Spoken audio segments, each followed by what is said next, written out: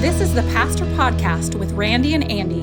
Andy Payton is the lead pastor at Methodist Temple United Methodist Church in Evansville, Indiana. Randy Moore is associate pastor at Methodist Temple.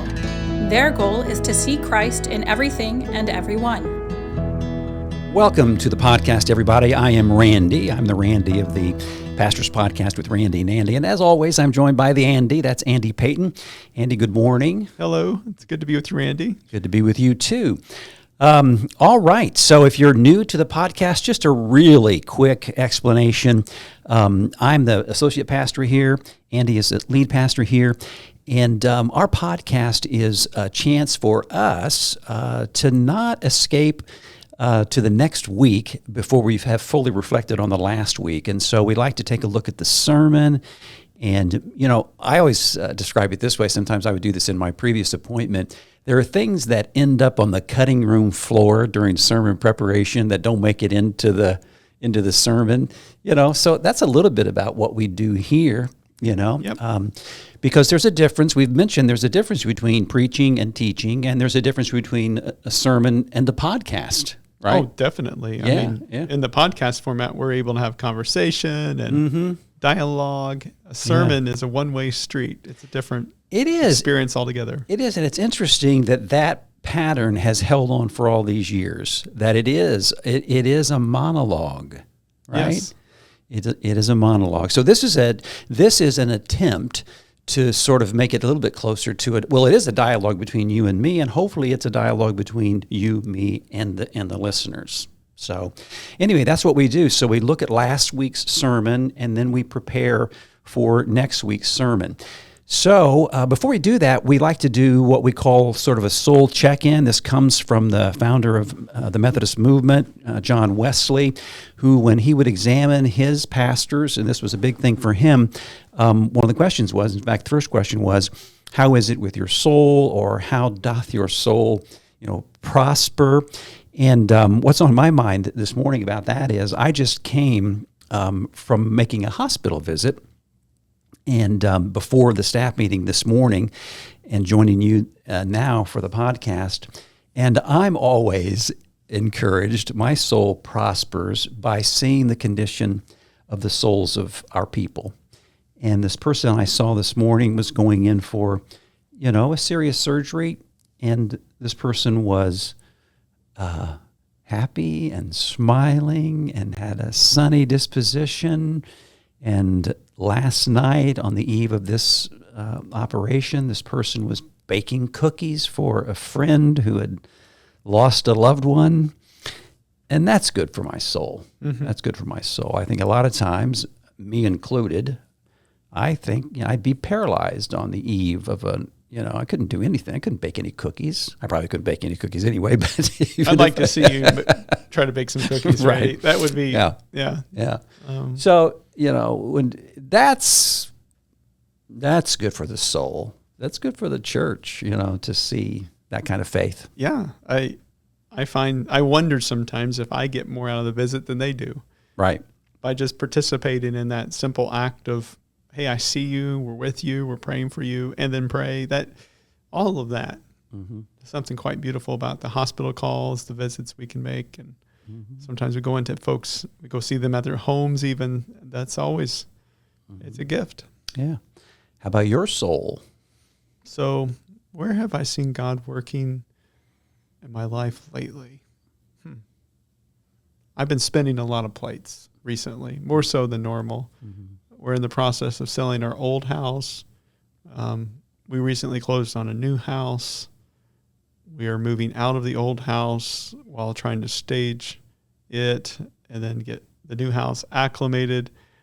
I'll be honest, it's been hard to notice God's work in my life sometimes when you get so busy with all of that stuff. And so I think as I think about it, though, I've been noticing God working by sending people along the way to help me through this, family, friends. It's been humbling to have so many people say, when are you moving? I want to help. I mean, at one point, it brought me to tears. Like this many people, they want to help me. And, that's great. Yeah. And so my soul, I guess I find something in that for sure. God knocking on the door of my life. Yeah. Very good. Okay, we are starting a new sermon series. Just finished one on the stained glass windows here at Methodist Temple. On one side of our sanctuary are the Beatitudes. On the other side, some of the parables of Jesus. We wrapped that up. I thought that was just really, really good. I got a lot out of it. I know our people did too. And so we've started a shorter sermon series, just a 4-week series on worship. Talk a little bit about the idea. How did that come to you to do a sermon series on worship? So we have a chart that we've been using a little bit as a staff and as a congregation that kind of lays out what does it look like to grow in the various aspects of our discipleship. There's a category for worship. There's one for community, service, and spiritual practices. And so we thought we would just start with worship. And what does that look like in terms of growing in our worship of God? And what the chart says is like, typically, it begins with sporadic worship attendance at a worship type service, but real growth ends up leading us to that point where we begin to notice God working in our everyday lives, and our whole life becomes worship ultimately. And so building on that chart, we're working through a sermon series, kind of just laying it out. All right, and sermon number 1, the focus was the shape of God. Yeah, so when talking about worship, it becomes important to think about like, well, what is the God that I'm worshiping? And more importantly, what is this God like that I'm worshiping? Because whatever it is we worship, inevitably creates the person we become, and it also in many ways creates the communities that we become. And so I used a Paul Tillich quote at the beginning of my sermon where he once noted, only thing he needed to know about a person is whatever it was that they worshiped, because that determines the course of their life. And if you think about the word itself, that makes sense. Worship, worthy, ship. This, whatever it is that I'm using to direct the course of my life. This is setting the direction for my life. And so we begin with the most basic idea then. What's the shape of our God? What's the character of our God? Because that sets the course for our lives. Yeah, and I want to come back to Paul Tillich, but first let's go ahead and read the text that you used for this week. The text comes from the 17th chapter of Acts, verses 16 to 28, and here it is. While Paul was waiting for them in Athens, he was deeply distressed to see that the city was full of idols. Excuse me. So he argued in the synagogue with the Jews about the devout persons, and also in the marketplace every day with those who happened to be there. Also, some Epicurean and Stoic philosophers debated with him. Some said, "What does this pretentious babbler want to say?" Others said, "He seems to be a proclaimer of foreign divinities." This was because he was telling the good news about Jesus and the resurrection. So they took him and brought him to the Areopagus and asked him, "May we know what this new teaching is that you are presenting? It sounds rather strange to us, so we would like to know what it means." Now, all the Athenians and the foreigners living there would spend their time in nothing but telling or hearing something new. Then Paul stood in the front of the Areopagus and said, "Athenians, I see how extremely spiritual you are in every way. For as I went through the city and looked carefully at the objects of your worship, I found among them an altar with the inscription, 'To an unknown God.' What therefore you worship is unknown, this I proclaim to you. The God who made the world and everything in it, he who is Lord of heaven and earth, does not live in shrines made by human hands, nor is he served by human hands, as though he needed anything, since he himself gives to all mortals life and breath and all things. From one ancestor he made all peoples inhabit the whole earth, and he allotted the times of their existence and the boundaries of the places where they would live, so that they would search for God and perhaps fumble about for him and find him, though indeed he is not far from each one of us. For in him we live and move and have our being, as even some of your own poets have said, for we too are his offspring." All right, that's the reading from Acts 17, 16 to 28.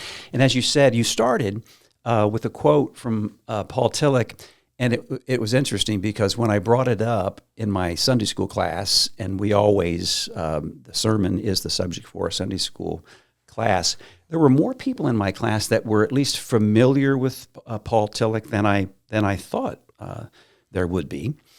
And so as and these sorts of things came up, there is a Paul Tillich Park in New Harmony, Indiana. Mm-hmm. So his ashes are buried there. His ashes are scattered. Yeah, are buried there. So how did that come about? Well, Jane Owen, who is largely responsible for the restoration of New Harmony, and her family, and her husband Kenneth, he's an ancestor of Robert Owen, the founder of one of those utopian communities there.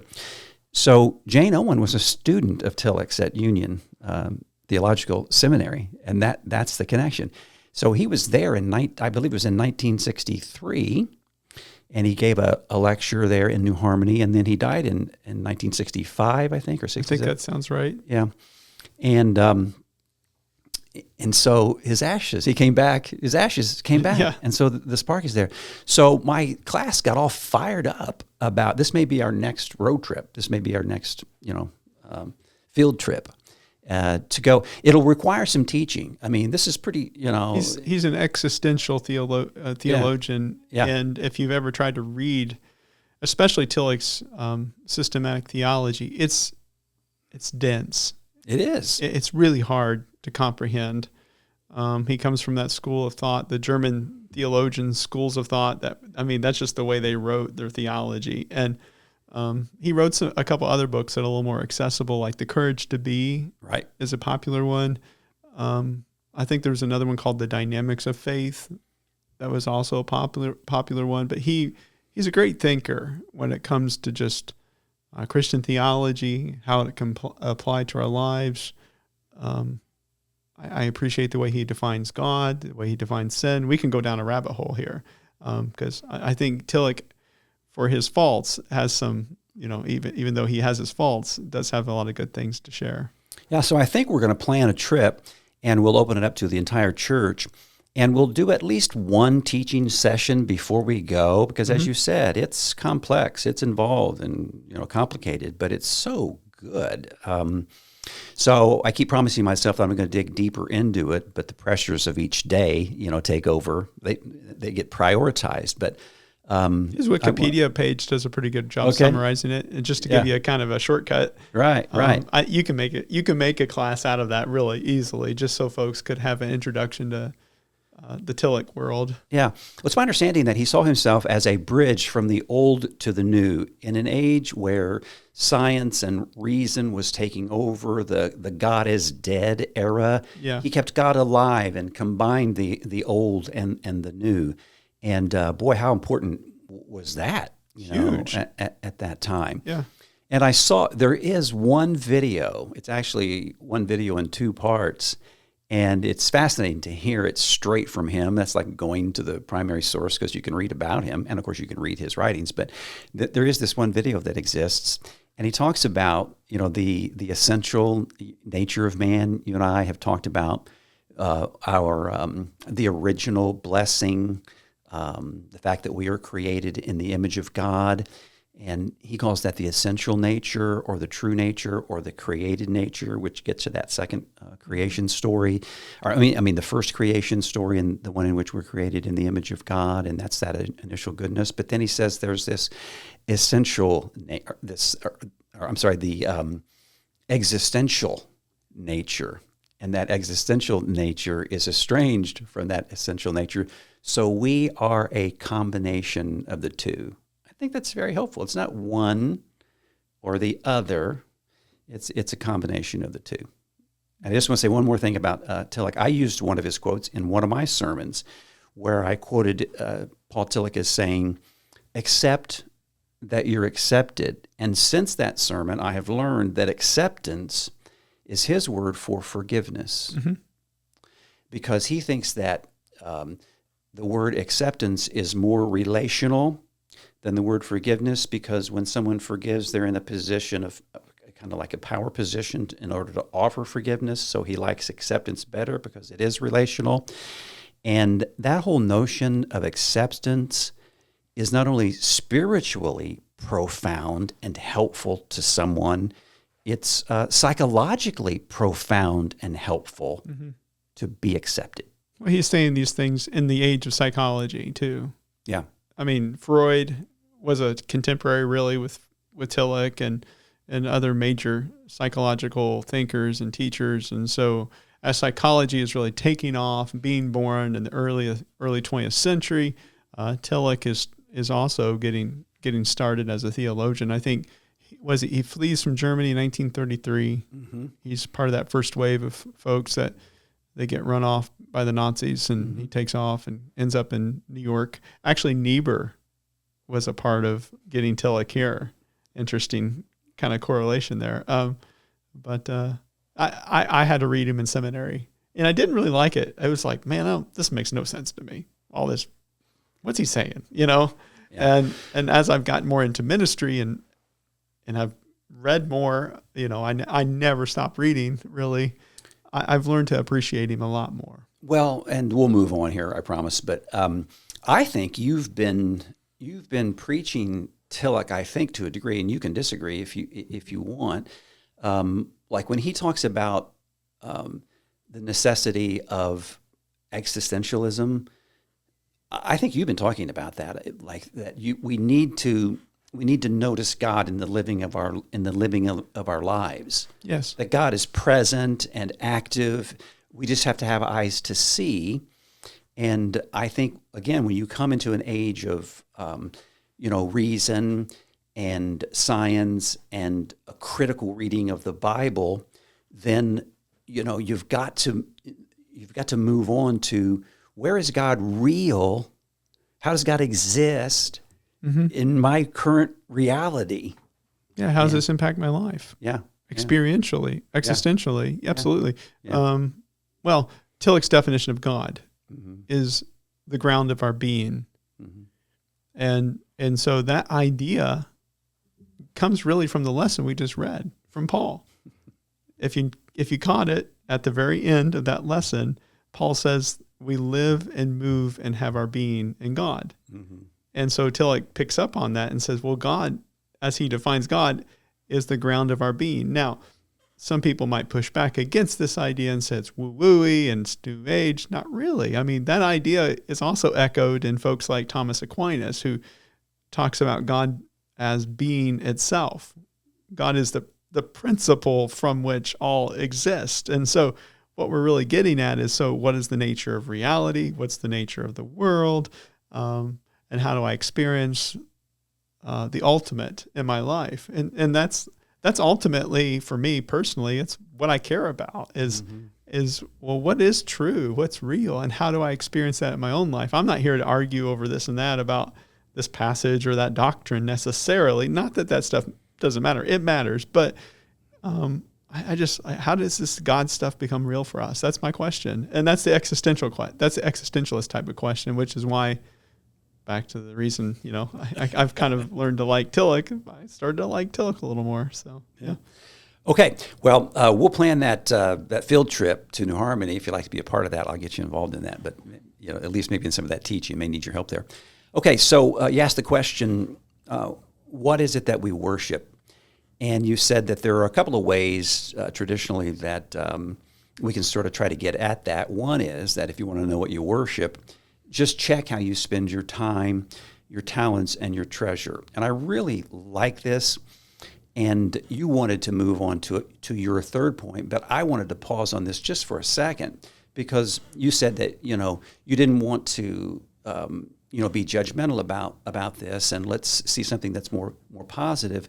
But boy, this is practical. I mean, it is a wake-up call to look at your checkbook or your credit card statement in order to see where you're investing. Where you're investing your money. Yeah, I mean, and then Jesus goes there.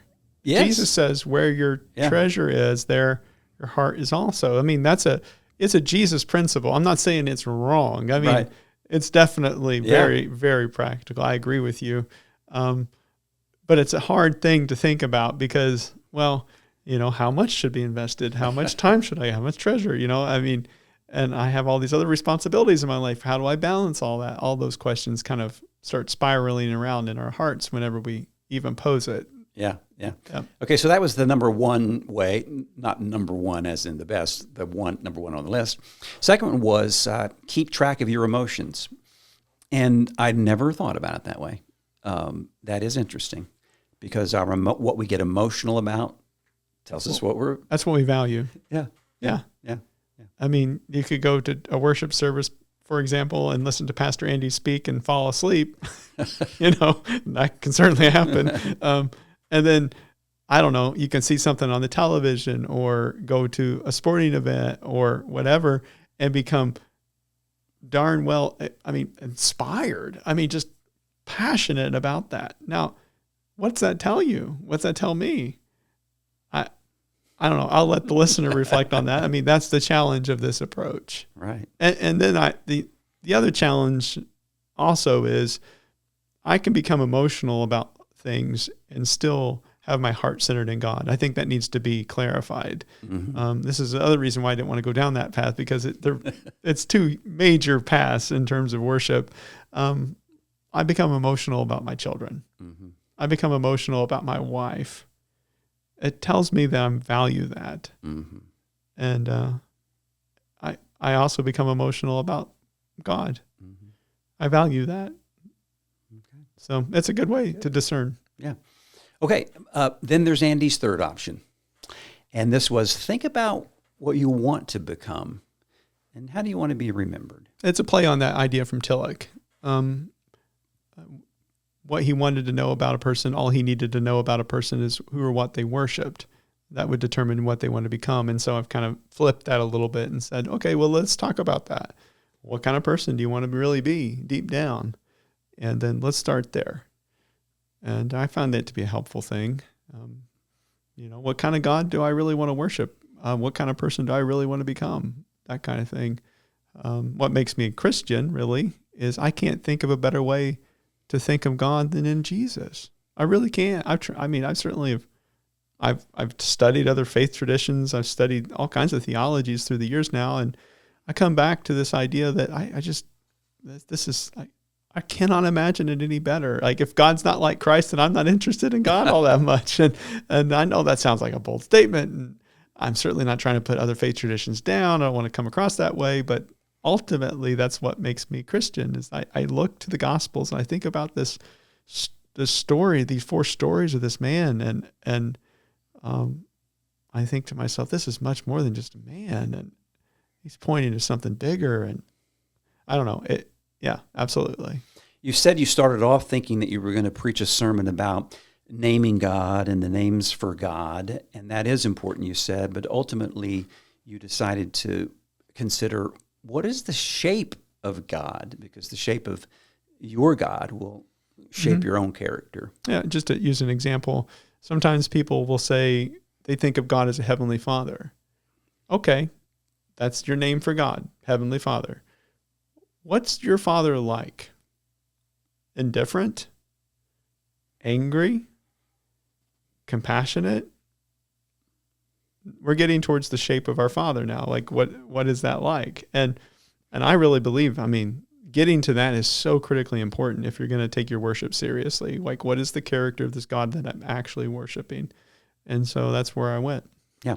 And we get in our lesson today from Acts 4 shapes of God. And of course, as you heard read, it's Paul in Athens, and Paul sees all these idols, and you noted that our world is very different from Paul's world, but idolatry is still alive and well.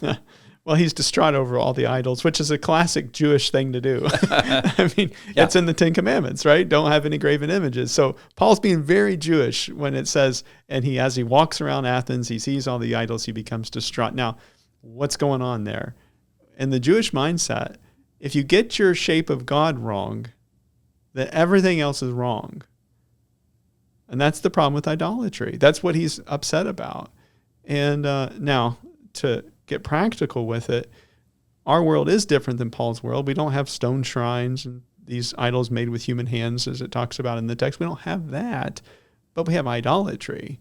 And I had a professor in seminary that explained it well. He said, an idol really is anything that lives above question within our hearts. We know we've come up against a person's idol when, if we pose a question about it, they become emotional. They fly off the handle. And that's a distressing situation to be in. And I find that to be a very accurate depiction of much of our Western society right now. We have a lot of idols running around because the moment you just say, I don't understand this, or I'm not sure I agree with that, folks are flying off the handle right now. And I'm thinking, come again, let's talk about this. Just because a person has a question doesn't mean we have to get all fired up. Let's learn together, that kind of thing. And so what Paul does really do, though, is he sees all the idols and he begins to pose some questions to some different camps that were very prevalent in that time. And these different camps are really asking very similar questions to what we see in our society today. The three big camps, I'm not going to try to go through the history of all of it, but the three big camps really are, one would be we organize around what I call the performance principle. And this is a very prevalent camp within religion. The shape of our God is all about measuring up. So I have this image of God in my mind, and what's the purpose of my religion? Well, my purpose is to measure up. And I have to get my theology right. I have to get my behavior right. And I'm really, what's ultimately happening underneath it all is I'm earning the approval of God. And I'm not just saying that's true. The camp of folks that I talked about when I talked about the performance principles, when Paul went and talked to his Jewish brothers and sisters. Now, I don't think he is necessarily questioning Judaism, so to speak. I think he's talking really about a type of religion that happens not just in Judaism, but all kinds of different religions. Anytime it becomes about the performance principle, there's this sense of, I don't measure up now. And notice how the shape of God creates kind of an internal disposition within us. Another group that he questions is a group of folks called the Epicureans. They were like the first century equivalents of the atheist of the time. They believed the world came together by chance, and the best a person can hope for is to seek pleasure, avoid pain. Now, I would describe the Epicureans as like the first century group of folks that would be like what we would call minimalists today. They were really good in terms of their ethics. They sought pleasure by not getting all wrapped up in the things of the world. And so they refrained from getting involved in politics and all these kinds of things. And they kind of would eat, drink, and be merry. And they would care for the poor and even things like that as well. So Epicureans are really kind of noble people, but ultimately their goal is to seek pleasure because that's the best a person can hope for. And then the Stoics. I find the Stoics very interesting. There's been kind of a rebirth of Stoicism in our culture today. There's some books come out that I find actually pretty helpful in terms of just the philosophy of Stoicism. But in a nutshell, what Stoicism says is accept the things you cannot change and change the things you can, which is really, that's wise advice. But the Stoics' version of God is they're pantheistic. All is God. And so to his extreme, Stoicism becomes kind of fatalistic. Like in the first century context, a slave is there because that's where the pantheistic God has chosen for the slave to be, for example. And the emperors are there because that's where the gods have chosen them to be, for example. And so there's this fatalistic type of thing. Well, I can't change it. I'm just where I'm at. And so that's Stoicism to the extreme. What Paul offers is what I would call panentheism. He says, no.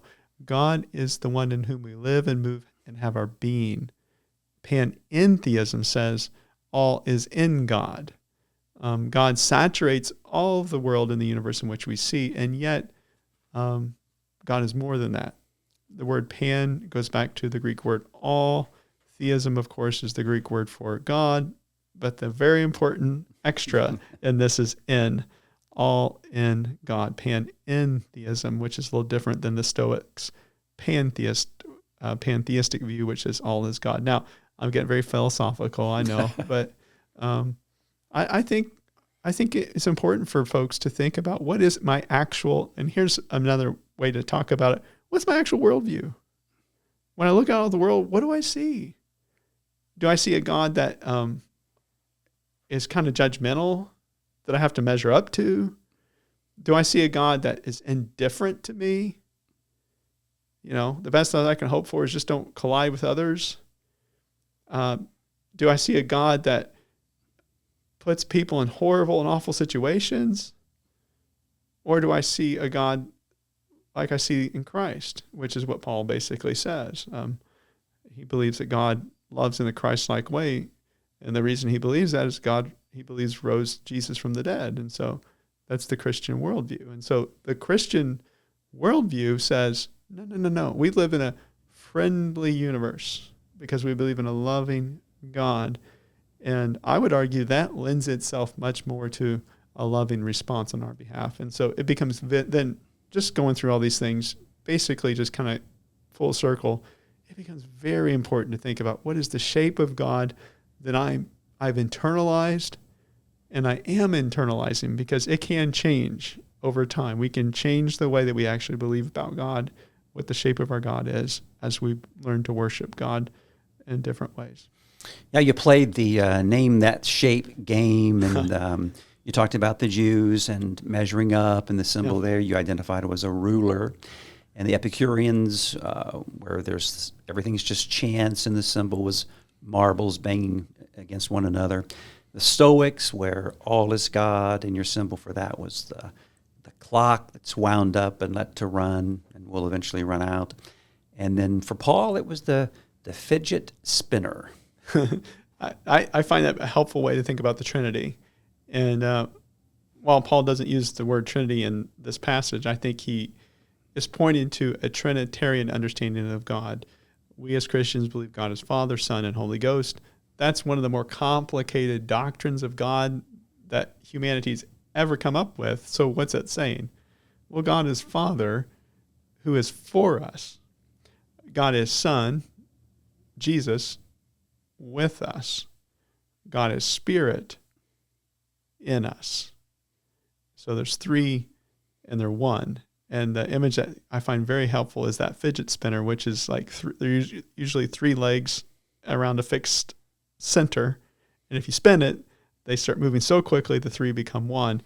And that image is so helpful to me because what it tells me is God is more like a flow that's moving through the world around us, as opposed to a fixed object that we can hold on to. And the human tendency is to want to turn God into an object and gain some sort of certainty over God. The classic example of this is when Moses encounters God. What's he say? Hey, what's your name, by the way? He's trying to get the upper hand.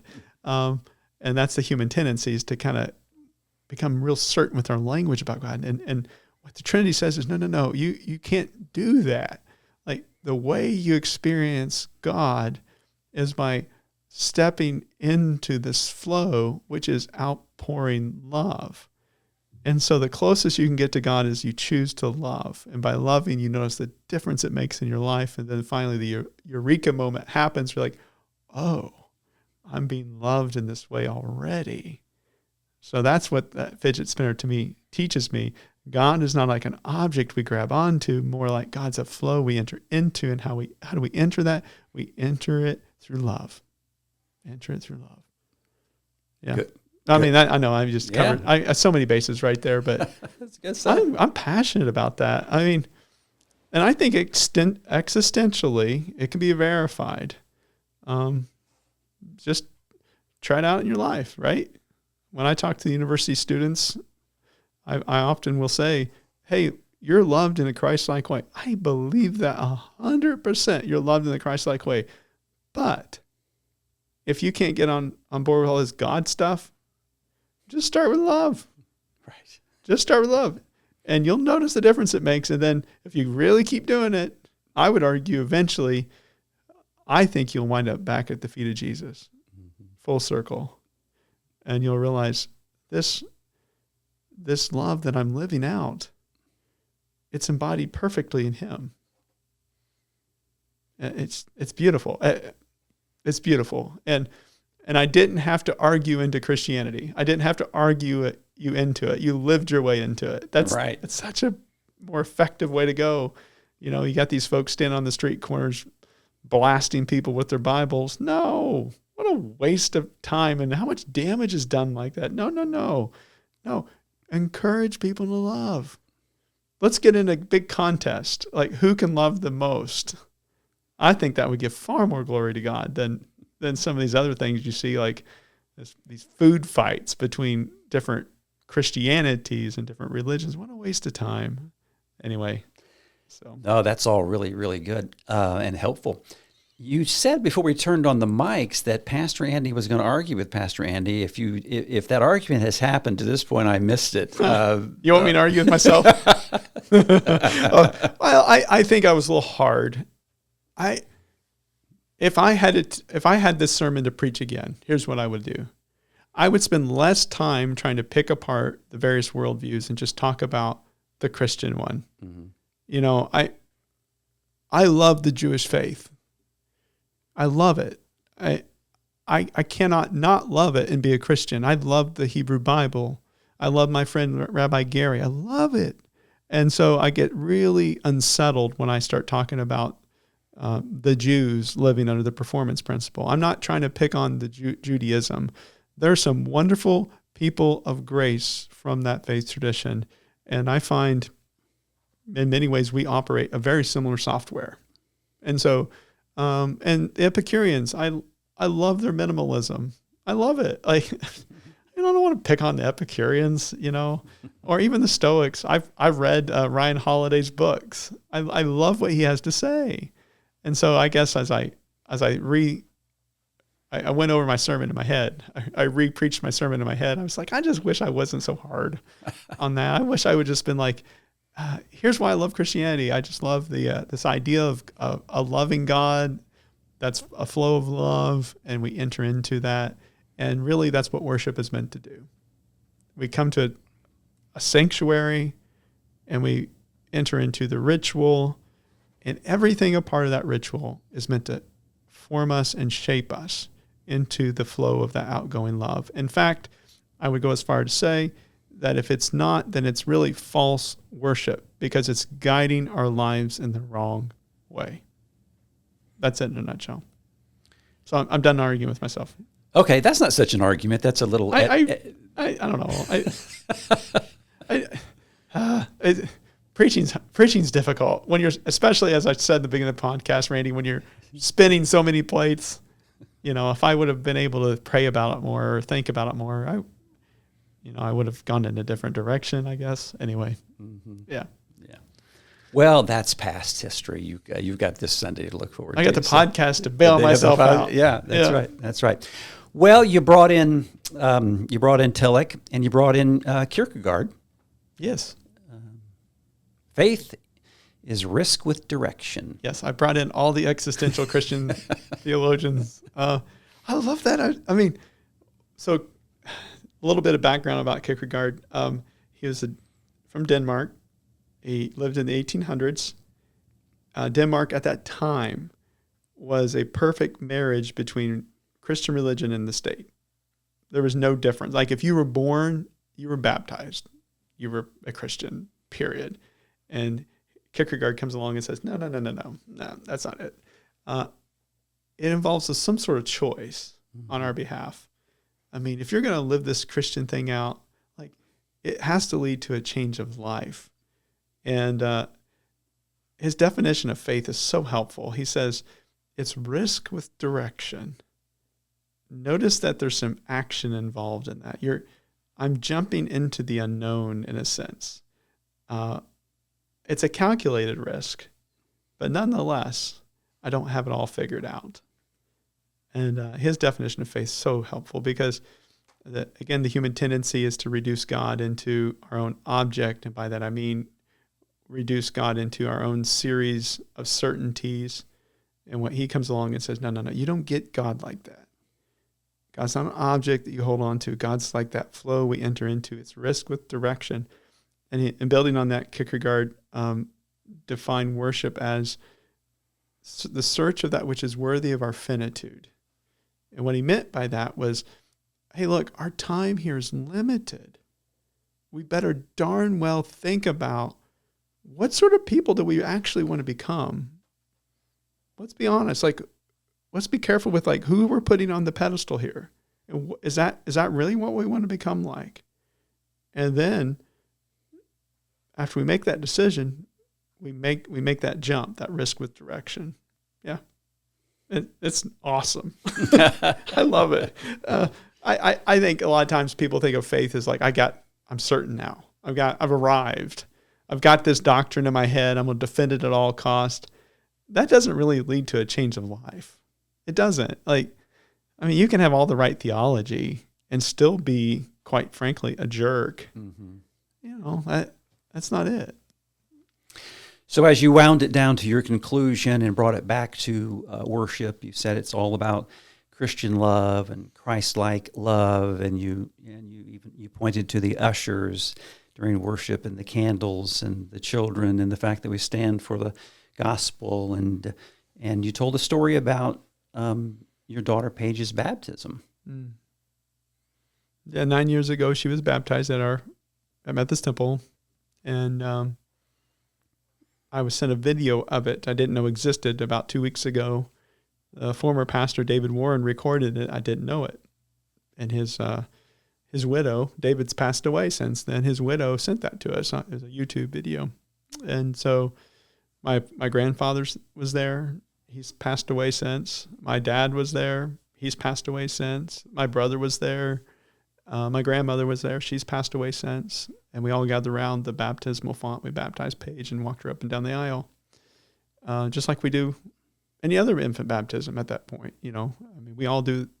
At that point, we do the same thing. We always walk them up and down the aisle, introduce them to the congregation. Well, after that was over, Pastor Steve Butler, who was the lead pastor at that time at the church, he said, "Now, I commend Paige into your care, congregation. Do all you can to encourage her in her walk, so that when the time comes, her choosing to live the Christian path would be as natural to her as taking her first steps." And I'm like, that's worship. That's it right there.